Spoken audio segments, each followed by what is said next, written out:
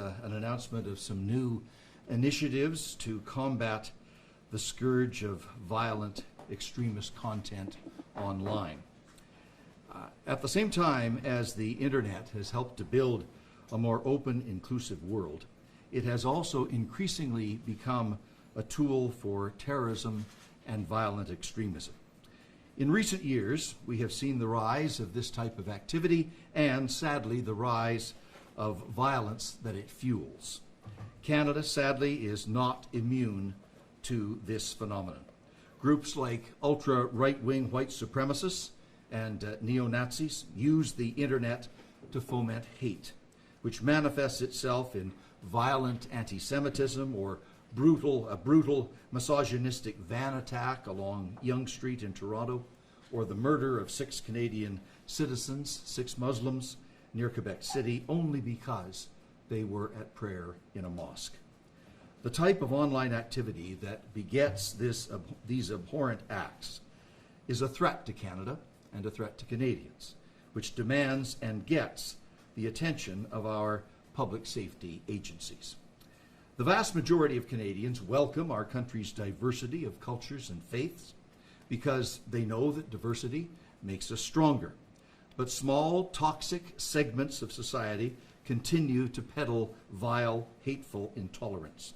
We need to be alert to it in all its forms and work relentlessly to confront it and to stop it and to prevent it from extracting the horrific toll that we've witnessed recently in places of worship from Christchurch to Sri Lanka, from Pittsburgh and San Diego to Saint Foy. Whether it's anti-Semitism, Islamophobia, or anti-Christian hatred, whether it's virulent racism, white supremacy, homophobia, misogyny, or ultra-right-wing nationalism, whatever the source or the orientation of violent extremism, it is all the product of the same depraved mentality. Under Canadian law, we use a full suite of measures to ensure the protection of our country and to keep Canadians safe from any threat, including terrorism, hate, or extremist violence. Our measures include charges and prosecutions under the Criminal Code, plus surveillance, interrogations, and further investigations, intelligence gathering and lawful information sharing, ongoing threat assessments, no-fly listings, Criminal Code listings of terrorist entities, the refusal or revocation of passports, terrorism peace bonds, and legally authorized threat reduction measures. Just this morning, the Government of Canada has added 5 new groups to the Criminal Code list of terrorist entities, and those groups fall into 5 categories. Fall into 2 categories.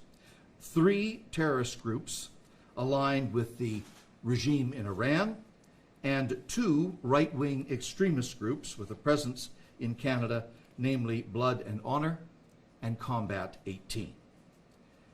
This is an important step in Canada's efforts to combat violent extremism in all forms.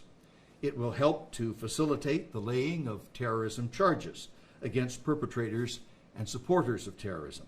It will also help block the flow of financial resources to terrorist groups when such groups use Canada's financial system. We're also working proactively to stop the misuse of the internet by terrorists and violent extremists. They are exploiting social media and other online platforms to spread dangerous propaganda, recruit new members, and promote and incite violence and hatred. More and more on the internet, toxic rhetoric is breaking into the mainstream. It's open and it's brazen. A disturbing aspect of the Christchurch attack is that it was not only streamed over the internet in real time, but also shared by many people online. In fact, the original video of that massacre was viewed some 4,000 times before being removed. Al Qaida and Daesh circulate material that is easily accessible on the internet, like magazines and videos on how to carry out bombings and other acts of violence. Violent extremists exploit discussion forums and networks, offering them a borderless community to create a culture of fear, mistrust, and violence. All of this has contributed to a serious issue of radicalization to violence in Canada and around the world. It sprouts and simmers online, but spills into the real world. You see it in harassment, in anonymous letters, in defaced places of worship, in acts of violence, and in the very worst cases, murder. The Quebec mosque attacker, for example, was known to consume far-right content online before embarking on his murderous rampage. Canada is working hard to help counter and prevent the insidious process of radicalization to violence before tragedy strikes. This demands a whole-of-society approach. When leaders and opinion makers fail to denounce hatred with total conviction, we empower and legitimize those who espouse that hatred. We are undertaking our work in close collaboration with our international partners, with civil society, and with the digital industry. This is a constant topic of concern among security ministers from the G7 and the Five Eyes countries, for example, and it will be again next month at the next Five Eyes Summit in the UK. There is complete agreement that we must all do more to ensure that dangerous content is removed a lot faster than it currently is, and to prevent it from going up in the first place. Social media platforms have a very essential role to play in that process. They need to move more quickly, efficiently, and precisely in dealing with the toxic and violent material posted or shared by their users. Big technology companies need to assist and support the smaller ones, and all players need to be more transparent and more accountable with respect to the algorithms they utilize to serve content to their users. To that end, Prime Minister Trudeau recently joined New Zealand Prime Minister Ardern and French President Macron, other government leaders, and leaders from the tech sector to adopt the Christchurch Call to Action.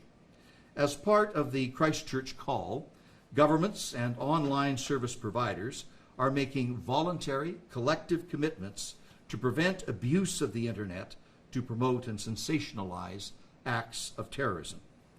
Today, Canada is adding 2 new initiatives that will help Canada meet its commitments under the Christchurch Call.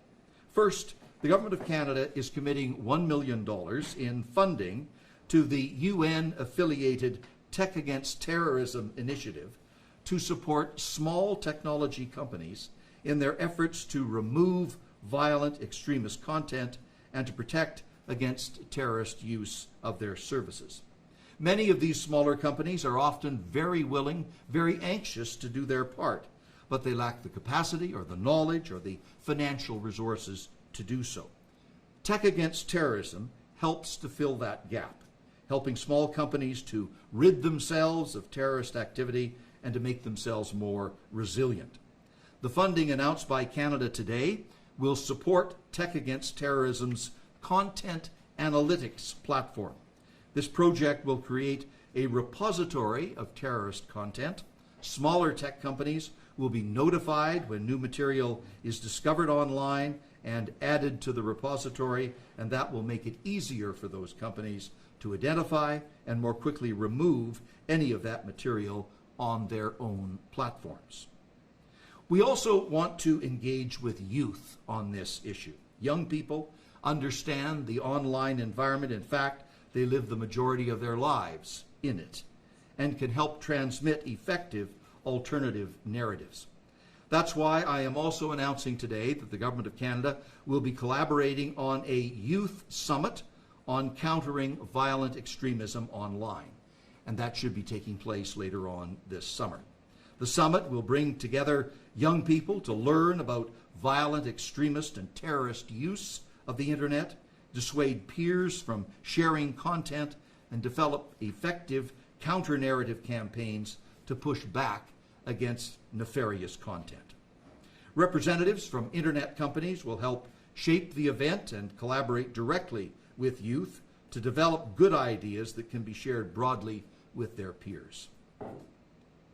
These initiatives that I'm announcing today complement action that is already being taken by the Government of Canada to address the use of the internet by terrorists and violent extremists. In fact, that was one of the priorities of the National Strategy on Countering Radicalization to Violence, which we announced last December. In addition to working with digital industry, we're also working with civil society and with the private sector to improve digital literacy so people can know extremist content when they see it and can be more resilient to the manipulation that so often lures people toward increasingly radical and dangerous messages. And we are supporting research to better understand how terrorists and violent extremist groups operate in the online space and how to counter their activities. All of these efforts are being led by the Canada Centre for Community Engagement and Prevention of Violence, and that includes a prominent advisory council chaired by Peter Slowly and Gheda Hassan. The Canada Centre has been up and running now for 2.5 years, and it has done a lot of very important work.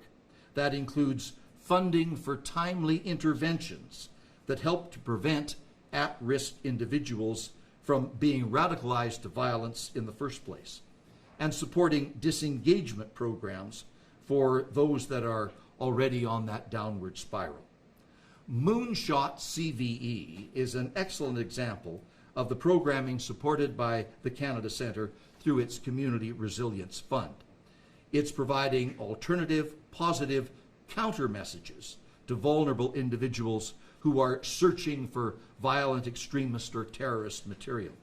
We're also funding research into the attitudes and experiences of young Canadians toward hate speech and hateful material online. That research found that young Canadians are being affected by online hate.